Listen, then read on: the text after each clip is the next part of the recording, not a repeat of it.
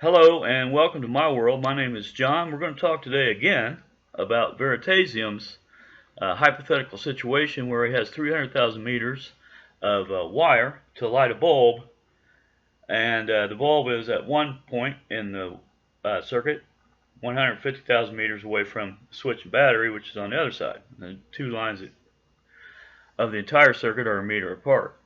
A whole lot of stuff going on there. We're talking about transmissive capacitance and inductance causing voltage to jump across 1 meter to the other side without having to travel all the way around the peripheral of the wire, things like that. Those aren't important. I'll leave those to you all to discuss. There's obviously transmission and reception of electromagnetic forces. Okay, we all know that. It's how radio works. So that's not a contention for me. I don't care about that stuff. The thing that I did after Derek Muller's presented his hypothesis was I looked at very closely his test, and it was obvious to me immediately that he had the wire. He had 300,000 meter wire hooked up to an electric battery on the positive side. And I'm not sure if it would have made a difference on the negative side. I think it would have. But he had it on the positive side. And a positive terminal of a DC battery, it is there at the terminal. If there's nothing hooked up to the terminal, that's the end. That's why they call it a terminal. And sometimes those words maybe disrupt our thinking. But if you took a 10-foot pair of jumper cables and hooked up to that, just hook one side up to that positive terminal on your battery and stretch that 10-foot cable out 10 feet away, the positive potential, that entire wire is now pre-charged with positive energy from that battery. Okay, the jumper cables are just an extension of the terminal. The terminal is actually now at the other end of that jumper cable.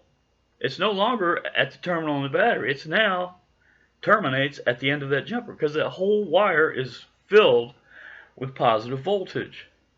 What I call positive voltage potential, which is a little bit confusing because we call that's reserved for other words, but that's what I'm going to call it, and I'm sticking to my guns on that. I don't care what anybody says. So the terminal of the battery actually moves to the end of the wire that's connected to it. So when you connect a 300,000 meter wire to the end of a positive terminal on a battery, the battery no longer terminates at that terminal. It now terminates at the end of that wire, which means the positive terminal is actually micrometers away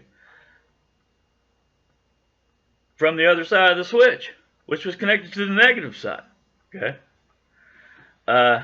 So my prediction, of course, after Derek made his video, was that electrons are going to start moving instantly. As soon as that switch is closed and the voltage circuit is complete, the electrons are going to start moving instantly. Well, a guy named Alfred Phoenix did a smaller but the same experiment with 1,000 meters of wire, and that's what he found. There was constructed electron movement noticed at the very instant that he closed his switch rather, and that's because the entire wire was pre-charged with voltage. Okay, I don't know why people are having a difficulty understanding that. The test was flawed. The wire should not have been connected to the battery in any way on either side before the switch as plural would have been pulled.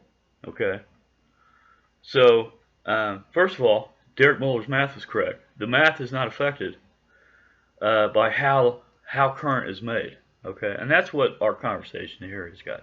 We're talking about how the current is made. At least I am. Honestly, some other people, I don't know what they're talking about, but I'm talking about how the current is created over here. But the mathematics side is over here, and this has nothing to do with how the current is made. Current is current, period.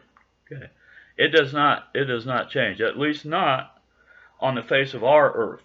If it's tied to the photons that are coming from our sun, which might be different than the photons properties of another sun or another star somewhere else, I don't know. I don't want to get into all that. But I'm saying here on Earth, the way that the electrons are forced to move by the excitement of voltage has nothing to do with the math. The math is a totally observed. I mean, we've observed current, how it behaves on Earth for hundreds of years, and the mathematics have stemmed from that.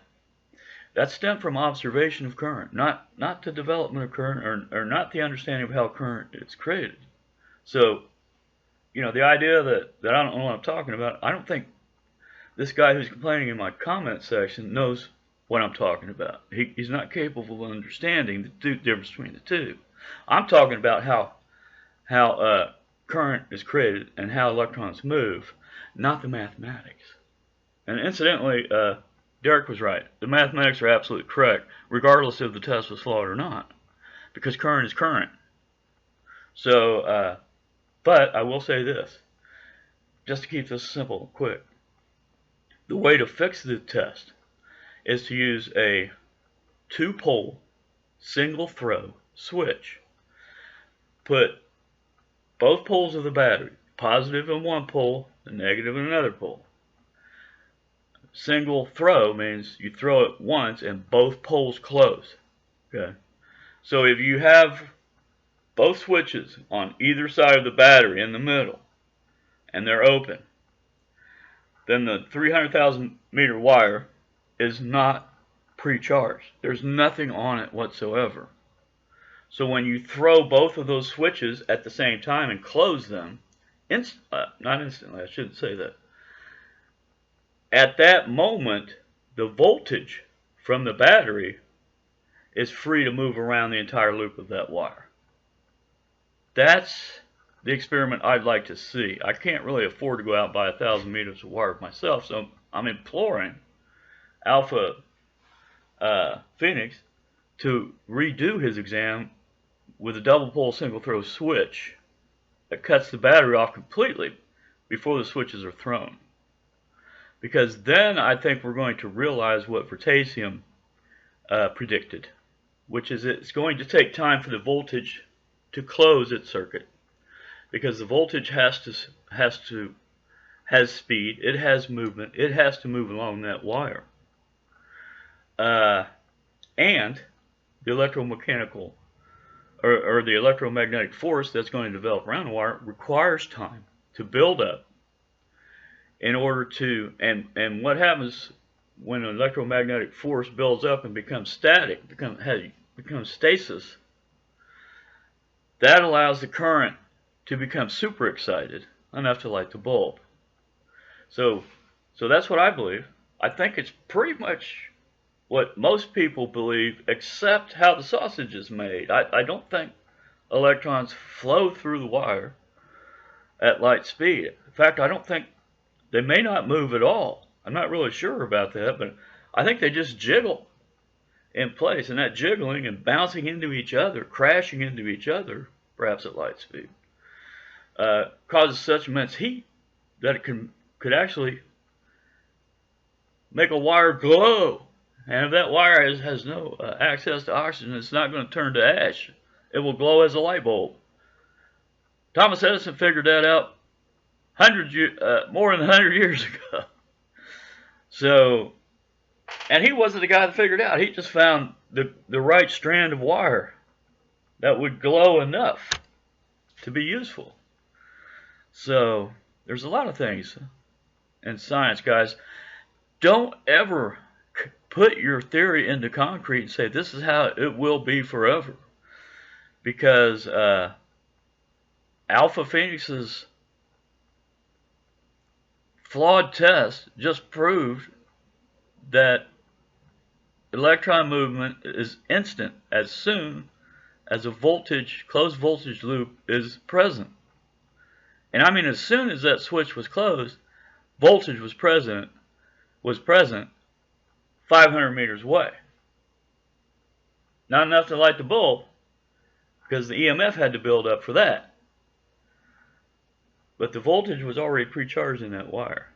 And I think that's an exciting thought. If you don't, well, good luck, designing your electronic baubles, because that's apparently what you are. You're certainly not a theoretical scientist.